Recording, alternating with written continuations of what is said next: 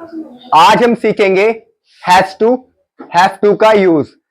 इसमें क्या होता है कि सेंटेंस में एक मजबूरी का पता चलता है। जैसे हम कहते हैं कि मुझे यहां आना पड़ता है, कैसे बोलोगे?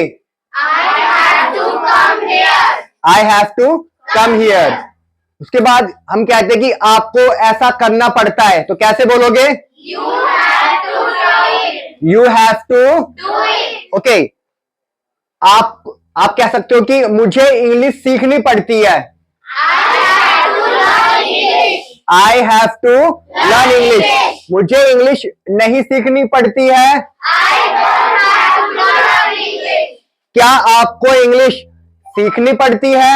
Do you have to learn English? मुझे ऐसा करना पड़ता है। I have to learn English. I have to.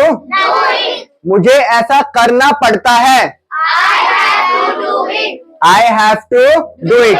मेरे पापा को ऑफिस जाना पड़ता है।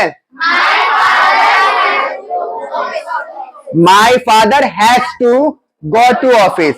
ध्यान रखना, हैज और हैव कहां लगाने हैं, ये बता चुका हूं कि हैज कहां यूज करेंगे हम, जब आपके सब्जेक्ट होंगे सिंगुलर, ही, शी, इट या कोई एक नाम। आई, वी, यू दे के साथ क्या लगाओगे आप? Have. I have, you have. Clear है?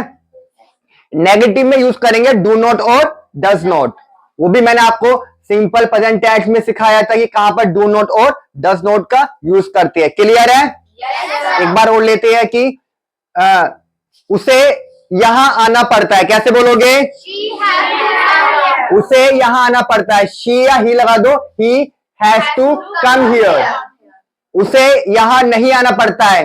She doesn't come here. He doesn't have to come here. क्या आपको यहां आना पड़ता है? Do you have to come here? Do you have to come here. आपको यहां क्यों आना पड़ता है? Why do you have to come here? Why do you have to come here. Okay, एक सवाल करता हूं।